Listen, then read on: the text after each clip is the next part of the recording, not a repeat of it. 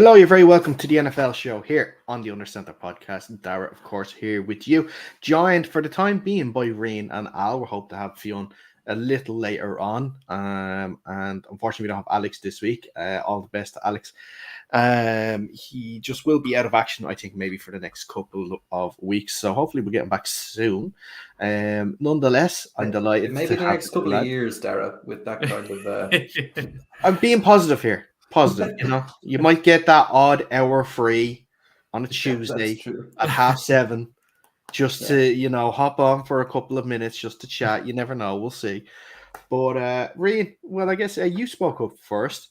So you're a week on from getting your first win when it coincided with a defeat at the weekend for the Panthers against the Bengals, and the Bengals now pick up their first win of the year in a real sort of back and forth game as well. One of the more higher scoring games of the weekend. Yeah, and look, the offense played pretty well again under Andy Dalton, so that's always a positive. The defense didn't look so hot.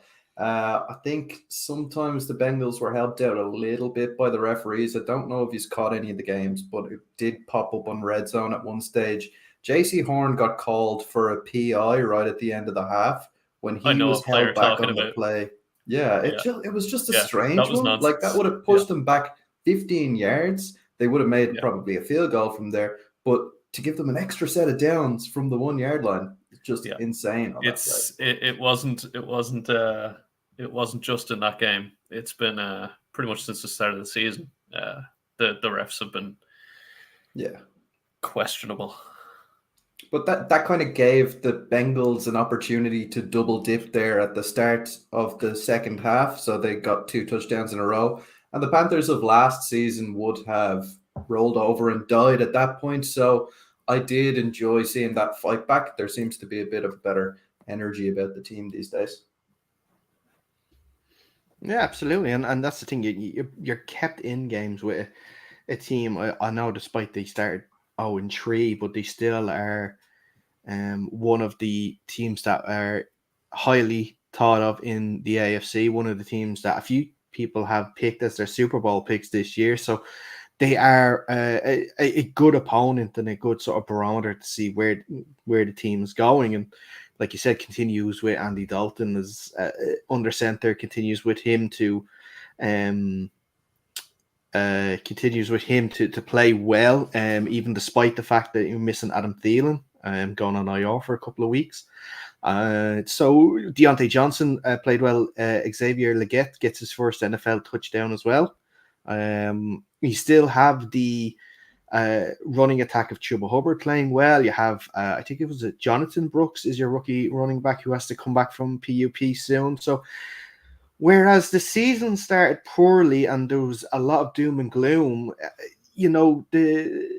the silver linings and the light at the end of the tunnel is fast approaching, hopefully, from a Panthers point of view. Yeah, 100%. And I think, this season is not going to be the one that tells the big story over there in Carolina. They've lost a lot of players to season-ending injuries so far. Shaq Thompson being the last of them in that game at the weekend, tearing his Achilles. So I think, look, as long as things are pointed in the right direction for this season, I'm going to be happy. If we surpass 3 or 4 wins in this season, I'll be ecstatic, and then you can build on that next season, because the culture that the Panthers have been missing for 4 years now, since Matt Rule took over at the team, it kind of looks like there's a little bit of culture there. The ship has a rudder, shall we say? Well, that what was I going to say? Doesn't matter. Anyway, speaking of rudderless ships, though, let's talk a little bit about the Jacksonville Jaguars. They are now the only team in the NFL yet to win a game after losing at the weekend in a last-minute defeat to their division rivals, the Houston Texans. Put up a bigger fight than most probably would have thought, taking the lead multiple times in the game, unfortunately not being able to hold on to it. Interesting comments at the end of it by Doug Peterson saying that his coordinators called a fantastic game and the coaches are doing a good job, but basically pointing the finger to the players and pointing the finger at their lack of either knowing the playbook, executing plays. All this comes as well about, interestingly, with Trevor Lawrence obviously not playing well, underwhelming since his big off-season contract. And I'll go to you first on this one. Do you think there's any relation to Lawrence now having the big deal to his production going down and the Jaguars' production as a team as well going down? I don't know, because he wasn't brilliant last year either. I don't know if he's regressed enough. Like, he has a little bit, but I don't know if he's regressed enough to make that much of an impact. But to go back to what you were saying about what Doug Peterson was saying, yeah, that's an issue if the players aren't executing, if the players don't know the playbook, that is an issue. But that's a coaching issue. So he can praise the coaches all he wants, but if the players aren't executing and the players don't know the playbook, that's a coaching issue, and the coaches have to do better. They might have called a great game, but in practice and in team meetings and when you're going through film, you have to be better there. And obviously, if the players aren't executing, that's where you're lacking. You can't just point your finger at the whole team and say, yeah, 53 guys aren't, playing up to par.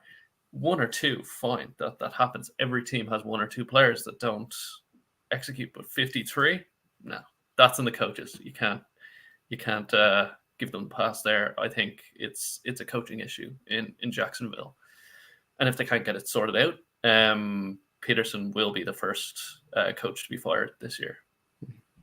Rian, do you find it interesting though that a coach has gone to that extent to point the finger at the players? It's not something we normally hear of in the NFL. Coaches will normally come out with the media trained answers of, we're all a team, we all have to do better, like we.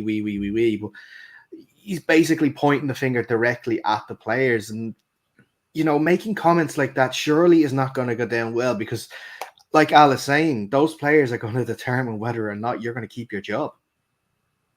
Yeah, well, exactly. I think it's such a strange one, right? Because these players are the guys who have to go out there on the field and put their body on the line for the culture that you've brought to the team, right? So Doug Peterson will have brought his own culture to the team, and now he expects the players to go out and put their bodies on the line for that culture. If he's seen to be bad-mouthing those players, what incentivizes them to go out there and do their best on a Sunday? It is a little bit strange, though, on the other hand, that we saw similar comments from Antonio Pierce after the loss to the Carolina Panthers. He said some players made some business decisions out there. I think he was mainly pointing the finger at Jack Jones in the secondary. Missed a lot of tackles in that game. Most of them looked on purpose. But he's kind of seen as a locker room guy, so maybe it's somehow different for him. I would be worried that Peterson is going to lose the dressing room, particularly with the run of form. Like, this isn't just 4 games to start the season this season. It's 8 games in a row now that the Jacksonville Jaguars have lost on the bounce, stretching back 300-odd days. That is a tough time to be a Jags fan, and a tough time to be a Jags player. So maybe a bit of encouragement as opposed to this negativity would be a better way to spin it to the media. Mm-hmm. Speaking of going back to the Raiders, you mentioned Jonathan Jones as a possible player who made what Antonio Pierce called business decisions in a game recently. One other player that was rumored to be one of the ones he was referring to is Devontae Adams, who did not play at the weekend in their win over Cleveland.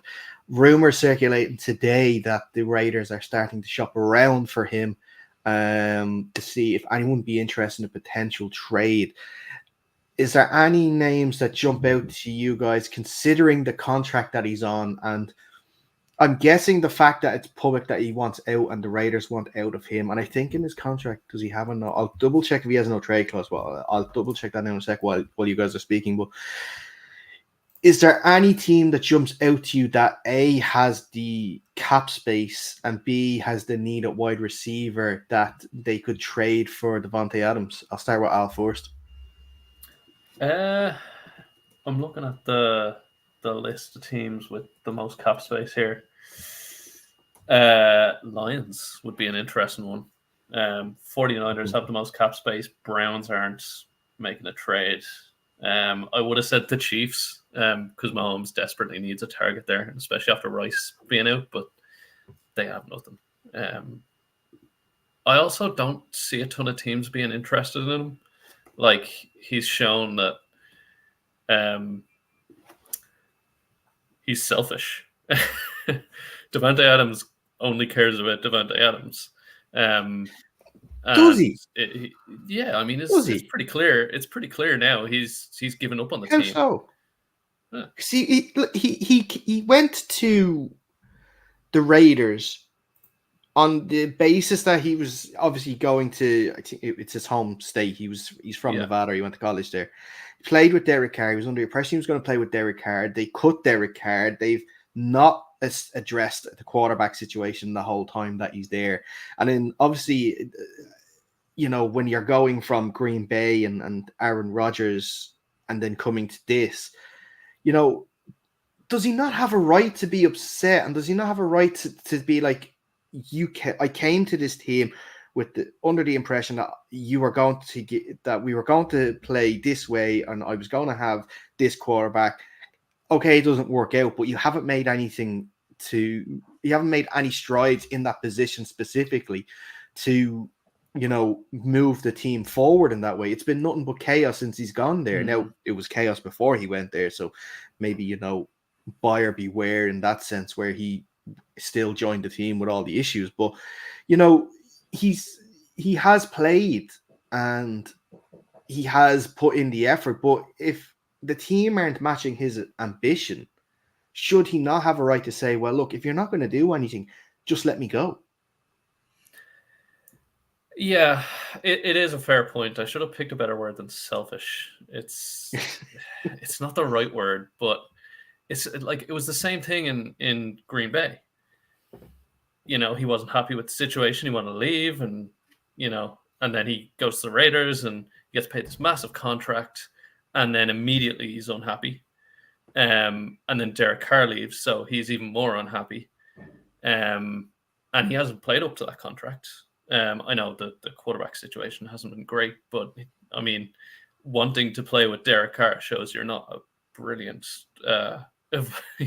You're not good at evaluating talent. I know he's, he was your college QB, but he had to save face with the whole, I've just signed a huge contract to take up most of the cap, so I'm going to have to say Derek Carr is fantastic.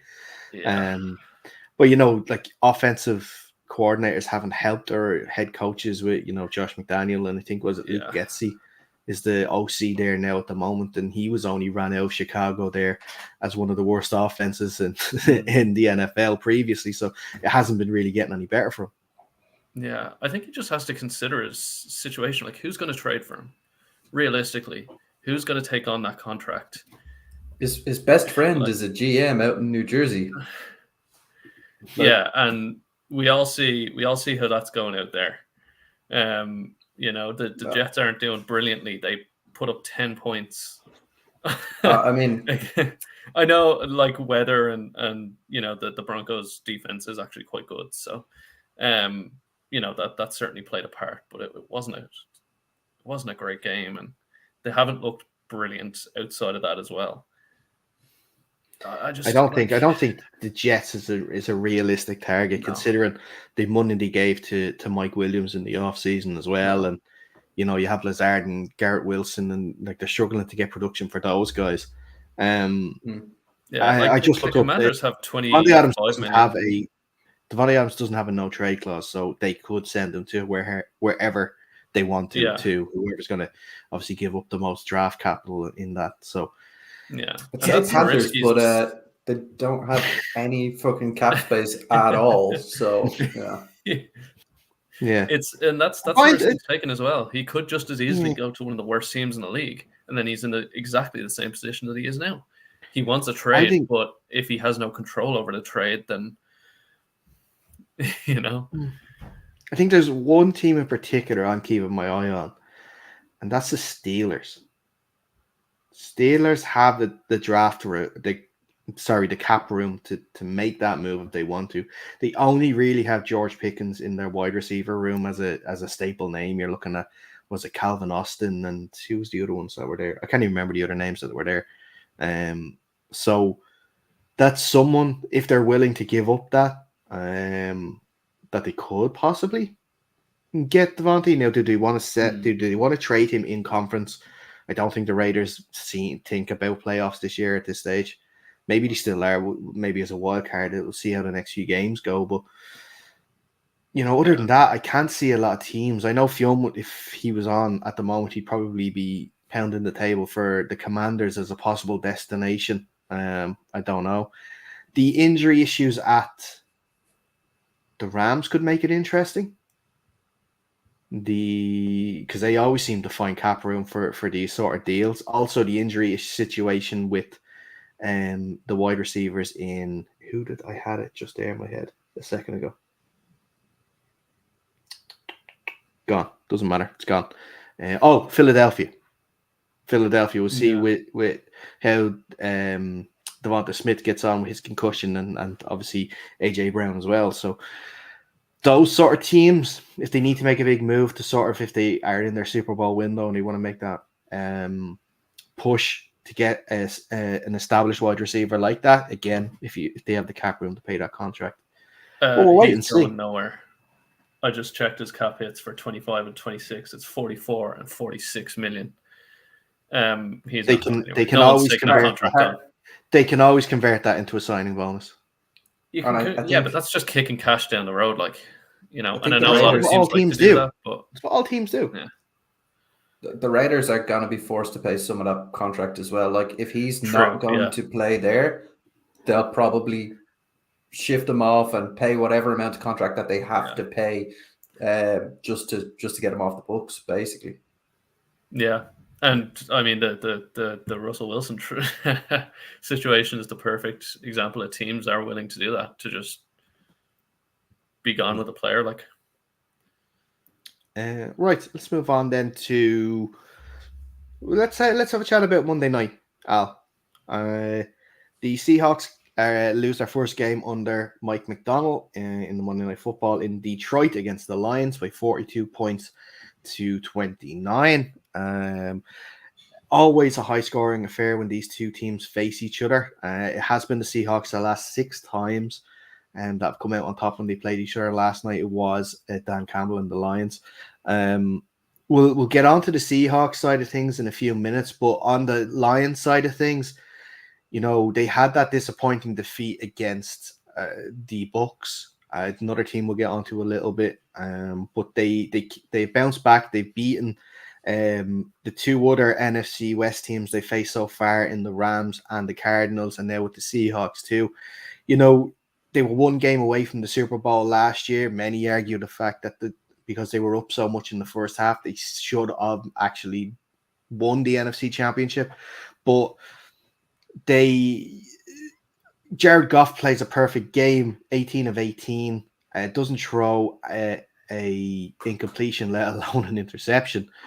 The running attack has continued where it was last year. The defense is getting meaner this year as well. The teams are finding it impossible to run on them, and the backfield help that they've gotten with the likes of Carlton Davis as well. They are making the moves here now to be the best team in the NFC. They were really good. I discounted them a little bit before the game, just because of their previous wins. They weren't against the strongest teams, but they played really well last night, especially on defense. Aiden Hutchinson has the highest single game pressure rate of the season in that game, and then the rest of the defensive line, after losing some players, played excellent. There was some back and forth between some of the DBs and some I'm losing my train of thought here. penalties. That's what there was some questionable ones on both sides of the ball. There was a couple called in Detroit that I don't agree with. But overall, I mean, they were the better team. The better team won. They just played a much better game. And, credit to Goff. I know he didn't throw a ton of times, compared to Gino. I think he had 56 attempts. But, throwing a perfect game is good. He did well. He took care of the ball. He didn't throw into double or triple coverage. And then, as you were saying, like being down Frank Ragnow is a huge hit for them. But the running game did very well last night. So, it was good. I was impressed. My one concern with them, now I know the NFC is quite soft at the moment, so they do have to be ranked in and around the top of that conference at the moment. But my one concern about them is their defense and specifically their inability to stop the run. We saw the Seahawks kind of struggle in the first few games of the season to get the ball going on the ground, and they did in this game. Both of their running backs had pretty decent days. Don't have numbers in front of me, but the eye test said to me that both Walker and Charbonnet had some pretty decent games on the ground. So I'd be worried to see where that goes against some of the more stout running teams. The ones that spring to mind, maybe the Vikings with oh god, what's his name? Aaron Jones. Like Aaron Jones in the backfield. Yeah. So yeah, it'll be interesting to see how that holds up, but certainly they do have a lot of firepower on the outside, so that obviously puts them in a leading position. They can win shootouts. Another thing that I would be concerned about is the play calling out there by Dan Campbell. Just seems to be like a 12-year-old playing Madden. That decision to go for a deep ball out of the end zone that led to the safety in a position where you're up by a couple of scores in a game just doesn't make sense to me. Like you're essentially handing a team an opportunity to take back 10 points off your lead by obviously the safety being 2 and then 8 points from a converted 2-point touchdown. It's just a head scratcher. Run the ball, and if you need to punt the ball away, punt the ball away. Play the field position game. You don't need to go for the home run ball every single time. And we saw that at the end of last season as well, with crazy decisions not to kick field goals in close games. So, yeah, he just needs to be a bit more conservative. I don't see them going to a Super Bowl with that kind of hell for leather, all or nothing play calling. Mm. Well, I know the commentary booth talked about that decision in the fourth quarter about the safety, and they talked about how, essentially it was the last play before the 2-minute warning, so it was a free play nonetheless, and I think they just decided to see if they could get the first down to effectively ice the game. Obviously, it didn't work out. The O-line had been playing well all night. That I guess they obviously thought as well that Seattle weren't going to be able to get the pressure that they did to Goff. I don't know what it is about the Seahawks and safeties this year, but they just, whether it's one end or the other, the safeties are just a huge thing. With the running attack, the Lions, the Seahawks, I think, had 18 yards rushing in the first half, and that included one 12-yard rush by Gino in a 2-minute drill at the end of the first half to try and get the Seahawks in a field goal position. So they did defend the run quite well in the first half. The second half, the Seahawks sort of changed a couple of things in their blocking schemes and were able to get some success because Walker finished with 12 carries for 80 yards, including, of course, those 3 touchdowns. So on the defense, I know we talked, I think this stage last year, we talked about Aaron Glenn and possibly him having his seat a little hot because of the points that the Detroit defense was giving up. So, the Seahawks offense sort of got got around any sort of play calling the Detroit defense were doing. So, and obviously other teams have been able to score on them this year as well. Maybe not to the level that they did at the start of last season, but I do agree with you, Fionn. If they do want to be Super Bowl contenders, when they do come up against the San Francisco or a Vikings or, who else in the NFC is scoring points this year? Not a lot of teams are scoring points in general. But, they will have to sort that out. So I agree with you there. But still, nonetheless, Dan Campbell continuing to live by his biting knees speech at the start when he came in, this team is ferocious. This team is just going to keep going, and all credit to them. Al, on the Seahawks side of things, I don't know if you watched it live last night. I stayed up to watch it live. I put a voice note in our group chat about like what I thought in the game, and effectively I looked at the defense's inability to stop the Lions at any stage. Sort of while it sucked watching that the Lions score almost on every drive, the fact that they were missing 6 of their 11 starters on defense, including a full defensive line, I think had a lot to play in the fact in their inability to stop the Lions. Including the middle linebacker being out, including Julian Love, their play caller on the field, and went out early in the second quarter. We've seen enough, I think, in the first 3 games to know that when the defense has more starters there available, that they are able to perform at a better level. I think last night was more about the offense, because it has been talked about the offensive struggles in the first 3 games. That the team has found it hard to score or sustain drives, but whereas the Lions were scoring on almost every drive, or scored on every drive, offensive drive, the Seahawks were going right with them on every drive. They were scoring. The stat sheet in terms for Geno, 396 yards, only 1 touchdown and 1 interception, I don't think tells the tale of how good he played. He was absolutely fantastic form last night. He carried that offense on his back. He was the one that was driving the team up the field, especially, like I said, in the first half where they couldn't run the ball. It was him getting, some incredible third down plays to get the first down, including that nice hook and ladder play as well, which I give great credit to the offensive coordinator, Ryan Grubb. Yes. Ryan Grubb. Yeah, Scott Huff is the O-line coach. Yeah. Sorry. But yeah, so again, this is only the 4th game of a new era, you could say, in Seattle after the Pete Carroll. If it was a Pete Carroll game and it was 42-29, there'd be serious questions. It'd be, because it's obviously well established. This is only the 4th game. Trust the team to get things right. And I feel that, especially like that, you go up against the best team, in my eyes, the best team in the NFC. And you're able to go blow for blow with them for the majority of the game. I know 42-29 isn't strange score in terms of 13-point difference, but there was only 1 score in for a lot of that game too. But yeah, again, progress.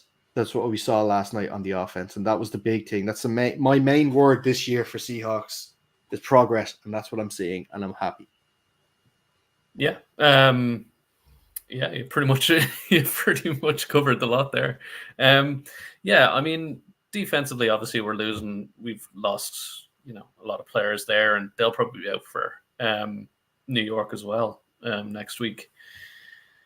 When you're playing a practice squad call-up guy on the defensive line for 49% of your snaps, that's not going to go well. Third string linebacker playing, I think it was like 30% of the snaps. And then Julian Love was out, so it was only going to go one way, and especially with an offense like the Lions, they played really well because they are a very good offense, and they're going to take advantage of a situation like that. Offensively, yeah, I mean there was a few mistakes. The offensive line still isn't where you want it to be. Some improvements, but they're still. I mean, Geno is under constant pressure. The only reason why he only got sacked 3 times was because he has the quickest time to throw in the league. They just haven't thrown the ball immediately because he's just got pressure in his face immediately. And, we saw that with Aiden Hutchinson. I mean, he wrecked that offensive line for the game. He didn't have a sack, but he was close a lot of times. And then there's the Cards. They're not, they rotated the rookie Haynes and Bradford. Then you have Tomlinson on the other side. They're not good enough, and they haven't been good enough the entire time. And then you had the DK fumble, which I might be a bit harsh on it, but it's a recurring thing with him. Every year, at least once, he does it. Fighting for yards, holding the ball outstretched in one hand. Like when you're being tackled by 4 guys, that's a fumble every time. So if you're going to fight for those yards, protect the ball. But yeah, I mean, I'm not terribly discouraged or anything from it, given the way they performed on offense and given what they were lacking on defense. They pretty much held on for the game, so wasn't too bad. And even with some, it's not the reason they lost, but some questionable officiating there. DK just getting tackled in the end zone, and the ref was looking at it and didn't call it. And then the 2-point conversion, which was a 2-point conversion. I don't know why they called it like they did, but it is what it is. That didn't change the game. The Lions were still going to win. But just frustrating to see that. And as I said earlier, not just in Seahawks games, Ryan, you were talking about one of the calls earlier. We've seen it in multiple games. The refs are awful this year. They were awful. They've been awful, but they're really bad this year. And it is affecting some games, and it's affecting the watchability of a lot of games. But yeah, that's a whole different conversation. Rain, you are the sort of, unbiased. I don't know, maybe you're a little biased. I don't know. When it comes to this with the Seahawks, obviously Rain, or your Rain, Fionn likes to give Al a lot of shit over it because of his view that Al is a deluded Seahawks fan. I am, and I will always be a deluded Seahawks fan.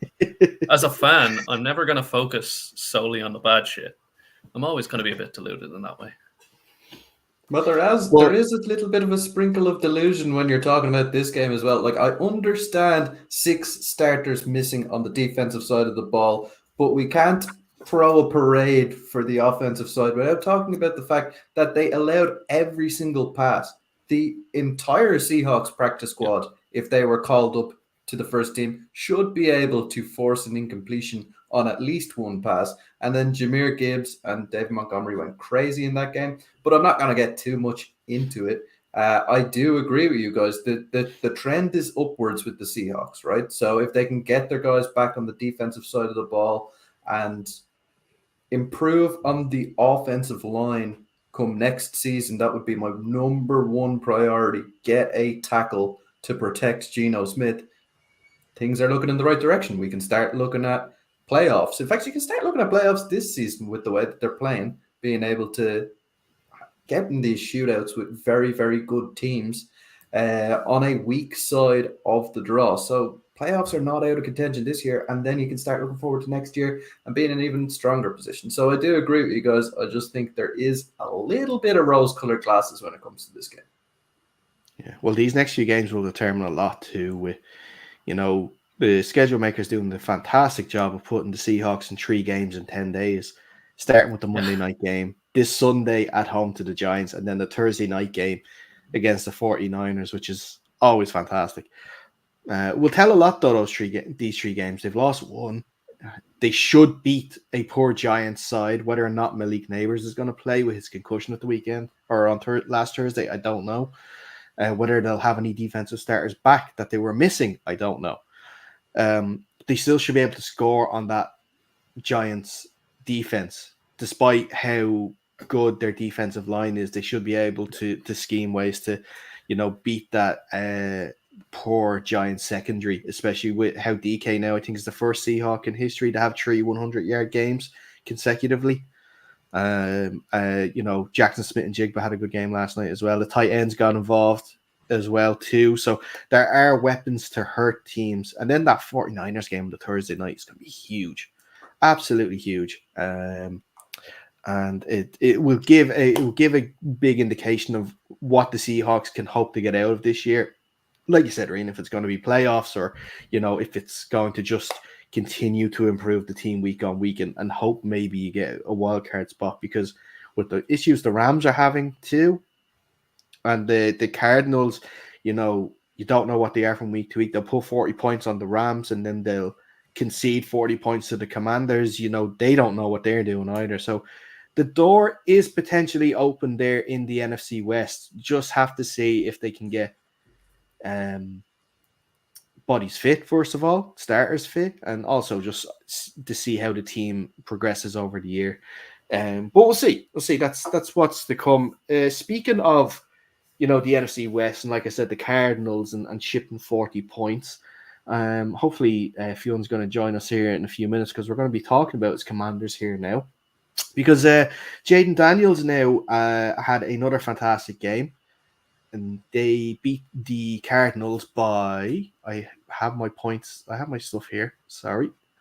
What was it in the end? A lot. 42 points to 14.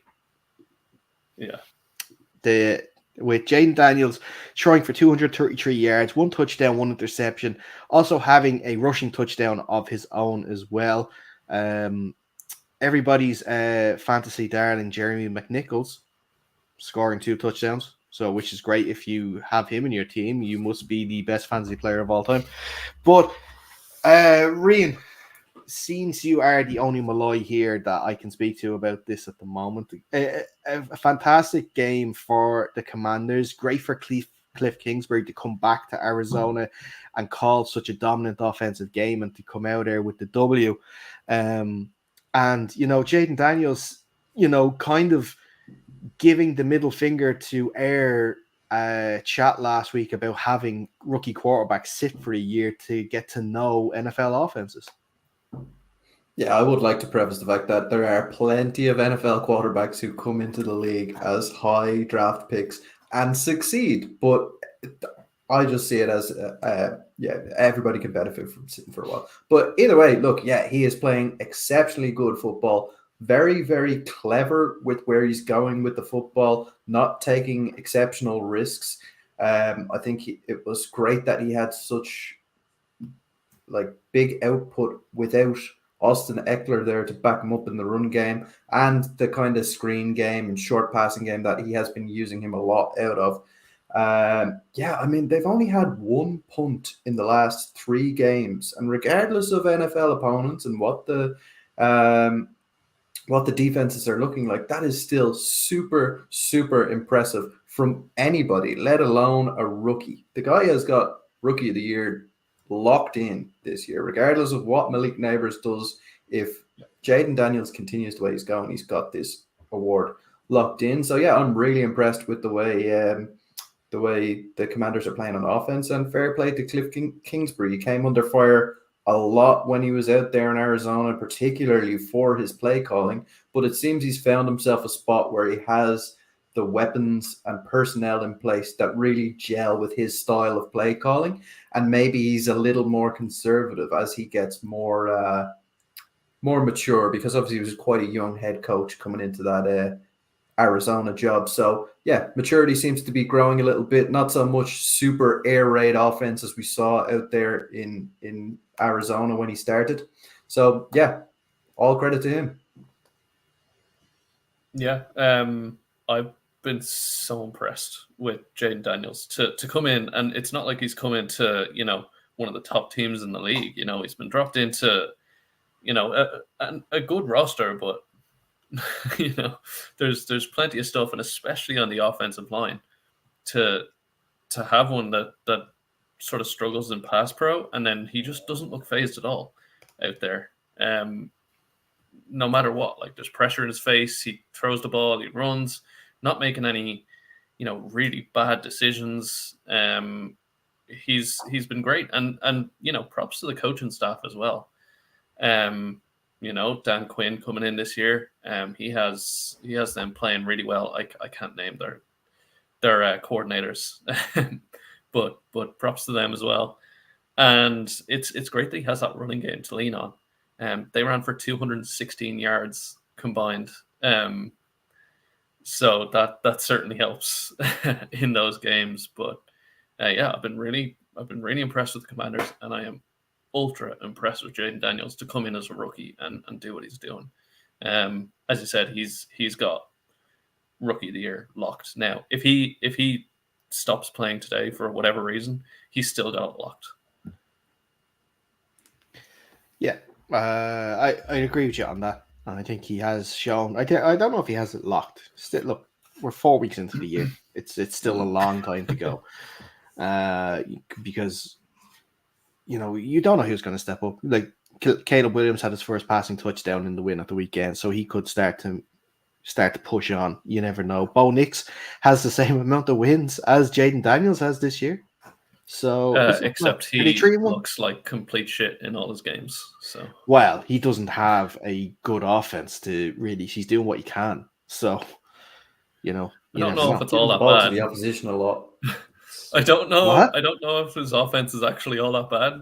It could be another Bryce Young situation. He's giving the ball away a lot, like too much. Like there was one particular throw. He tried to throw to his tight end, but he threw it like 10 yards behind him. And then on the very next play, he throws it like 5 yards over his tight end, like on a 7-yard out. It's not like a deep ball. All his fundamentals look shit. His footwork is wrong. He just stares down if he's going for a receiver, he stares them down. He's just like, hey, defense, I'm throwing to that guy, by the way. I'm not saying that he can't get better, but right now, he looks really bad. And I would consider, if I was the Broncos, sitting him. Because if he keeps going out there, throwing those picks and getting killed like that, and not because he didn't throw any picks at the weekend, but barely I think you're right. But he was not for lack of trying. 8 completions for negative yards at the weekend. Yeah, I mean it's not like that was some stat, wasn't it? Jeez, I think what was he minus 7 yards? Yeah, and then he had I think it was like a 40-yard completion to Cortland Sutton, which in fairness was a good throw, but like a good throw doesn't make up for the rest of the shit that he put out. I'm just not convinced that he's ready. I think he would benefit from being sat for a while, learning the system a little better.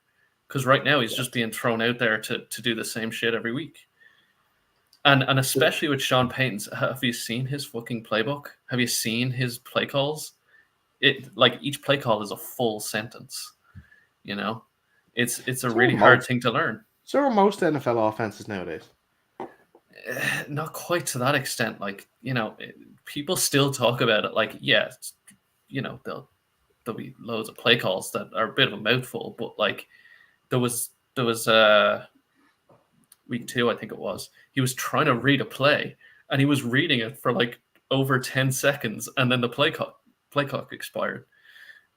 He had to take a timeout. So I don't know. Are you sure? Are you sure it was definitely a play call, and he wasn't putting in his halftime lunch order? He might as well have been. I just I don't want to sound harsh or anything. I don't want to sound like, oh, he's fucking shit. He just, he's not working out. He has to sit. I just think he would benefit from sitting. Like you were saying, Ryan, I think he would just be one of the quarterbacks that benefits from sitting for a while. I think throwing him out there and expecting him to play straight away is just going to kill his confidence.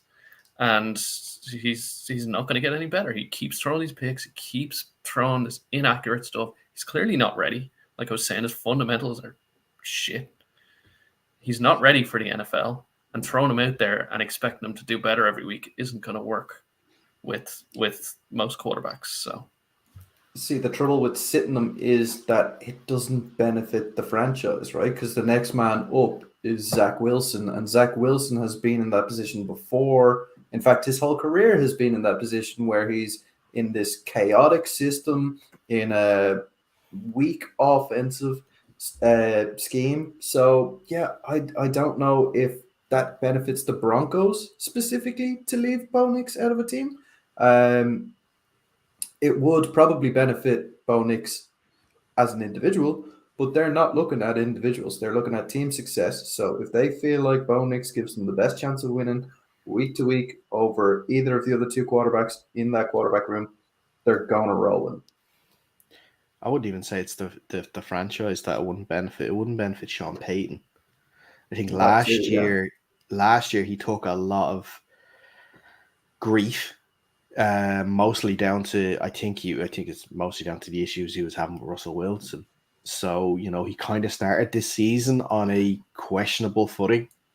Maybe in that building the higher ups don't even think about removing him, but media and outside sources can probably say, look, another bad year, they might move on from him. So he would have to continue to play Nick so that he has effectively that out of saying, yeah, okay, we didn't play well, but it's because I'm blooding this new rookie that we have here. You got to give him a year, see why he comes back next year, because if he goes and plays Zach Wilson and he's losing and has a 6-11 record, then the whispers start becoming louder of, is Sean Payton going to lose his job? So, look, listen, if he loses his job, he can just go back to Fox, and I'm sure he'll be still making loads of money anyway. But you'll see. That's my point of view on it. From the Jets, actually, did you see the stat over the weekend about the Jets and the Giants that I think over 100,000 Jets and Giants fans went to MetLife this week and saw neither of their team's quarterback throw a touchdown pass?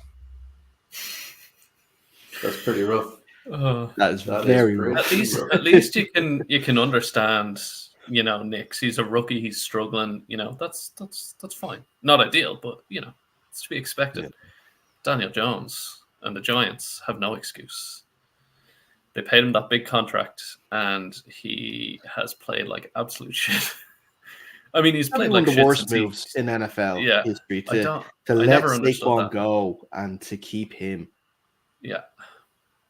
I just feel bad. I don't feel bad for much of the Giants organization, but I feel so bad for Dexter Lawrence. Like, he is a Hall of Fame player, and he is just being completely wasted on the team. Well, he had the opportunity to leave. He stayed and signed a new contract. So, at one stage you can't just say I feel sorry for him. He chose to stay. You never know. He might get a move. Yeah, he might get a move before the trade deadline, like Leonard Williams did last year. Because if he was to join a contending team, especially him, and say if they had another blue chip, D lineman or edge rusher, they'd do a lot of damage at that. And I think we never know. We might hopefully. If he went to the Lions. Jeez, if he went to the Lions, you could probably wrap them up as NFC champions and maybe Super Bowl champions, considering the amount of injuries KC are having. Yeah, between him and Aiden Hutchinson, no quarterback would ever have a chance. No, not at all. Not at all. But let's move on then let's fly back over to the NFC. We talked about Commanders. Let's talk about the NFC East a little more, and let's talk about the team that I said to Fionn should be on his fraud list. And I think when the list comes out again, either next week or the week after, it's going to be on it. And that's the Philadelphia Eagles getting stomped in Tampa by the Buccaneers a week on after the Buccaneers lost to the Broncos at home in a disappointing game. They turn it around. Their offense turns it around, and there's some serious issues in Philadelphia. Yeah. I'll go back on my take from the start of the season. Not wrong, just early. Sirianni is over his head there. There's just the whole team seems off. Like the vibes. I don't know how else to explain it. Like the vibes just seem off. The execution isn't there. No one's playing like really hard. Like they've got the talent there on the roster. They should at least be competing in these games. That if they lost the Bucks, fine. Like they're a good team, but they didn't compete. And at the end, the Bucks gave them all the chances in the world to get back into it, and they didn't capitalize on it at all. Jalen Hurts looks like a shell of the shell that he looked like last year. I don't know how else to explain it properly than just the vibes look off with the team. It's just the all that talent, and it's just going absolutely nowhere. The effort just isn't there, and I think the locker room is going to fall apart real quick if this continues. Mm-hmm. We've seen a bit of a drop off from Rain. I'll go to you on this one. We've seen a drop off from Jalen Hurts, not just this year, but last year too. Now, it coincides with Shane Steichen, the then OC, moving on and getting a head coaching job in Indianapolis. And then I think they had, Ben Johnson was the OC last year. Kellen Moore is the OC this year. After previously being with the Cowboys and Dak losing his job there. And then last year, obviously, being brought on by the Chargers with Justin Herbert, but then losing his job. Maybe not necessarily. Well, I wouldn't say not through no fault of his own. He was part of the Brandon Staley coaching tree, and obviously they didn't want him anymore. Obviously with Harbaugh coming in and having his own style of offense that he wants, which is going to be different to what Kalen Moore is going to call. But is the Jalen Hurts? I'll go back to the previous question. Is the Jalen Hurts drop off concerning in terms of this is the Jalen Hurts that we're going to get, or do you put it down to the changes in coordinators and coaches that he's had to experience for the last couple of years? I've always kind of said that Jalen Hurts doesn't deserve to be on the pedestal that sometimes he is placed on. Granted, he is an exceptional athlete with the ball in his hands and has benefited hugely from having exceptional talent all around him, including that star-studded O-line from the last couple of seasons. Devontae Smith is a baller, as is the guy on the other side who my brain just won't remember his name. AJ Brown. AJ Brown is correct. He never had that like touch, that finesse that you'd want from an NFL starting quarterback, particularly one that's going to take you to and win a Super Bowl.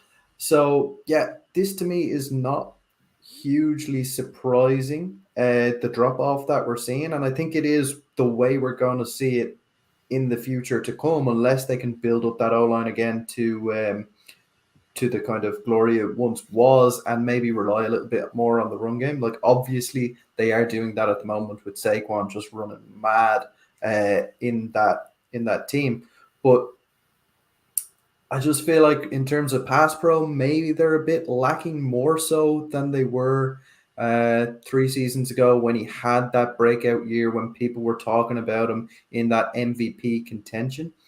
He just doesn't have the time back there in the pocket, and I will grant you the play calling does seem to be affecting him somewhat. It doesn't seem to be like this offensive scheme gels very well with his style. I think they want him to sit back in the pocket and really assess what's going on downfield, when really his strength is 1 or 2 reads and get out of there and get downfield, use those legs. It's a huge asset to have.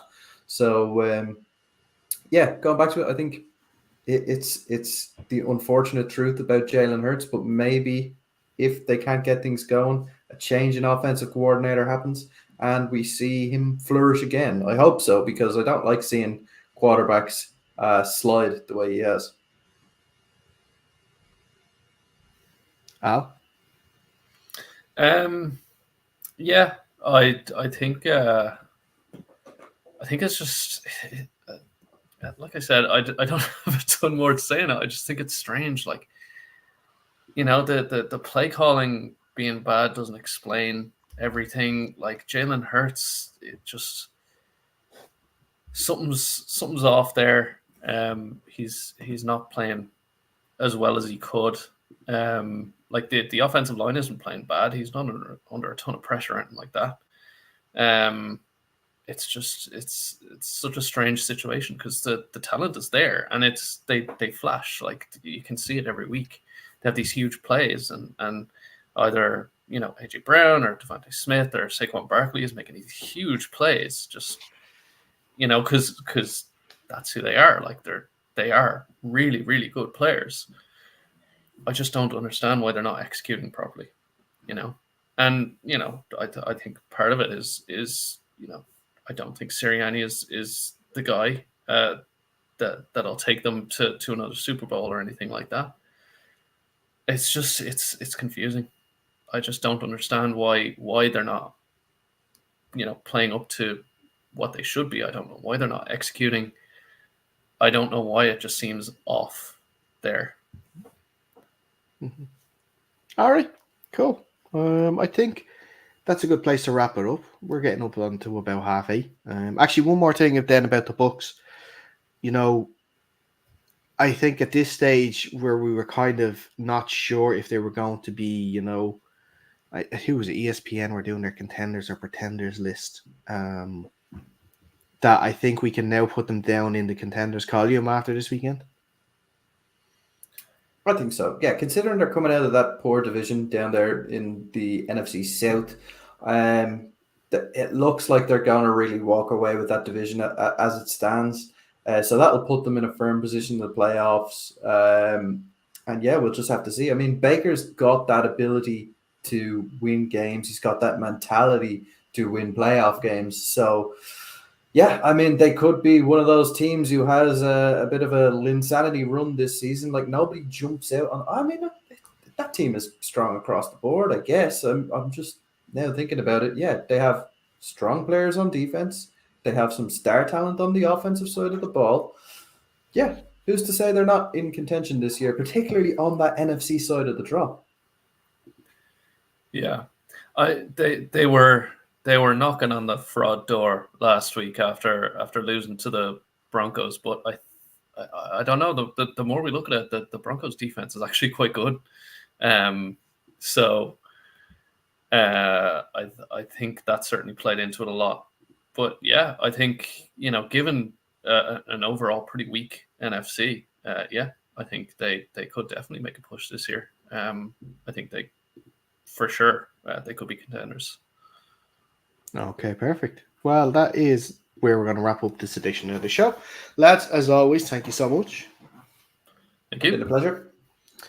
Make sure you follow us on our socials at UnderCenterPod on Instagram and Twitter to be kept up to date with the latest shows. If you're watching this on YouTube, we really appreciate it if you like the video and subscribe to the channel if you haven't already. And that's where you get all the latest shows every week from Tuesday at 7:30.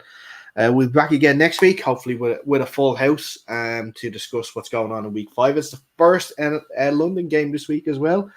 Jets and Vikings, so we're looking forward to that. Some actual afternoon football for us over on this side of the ocean, so we're looking forward to it.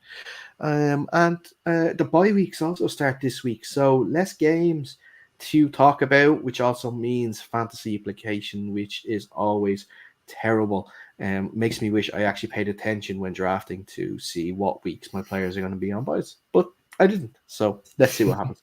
Lads, again, thank you so much. But until next time, stay safe and we'll see you soon.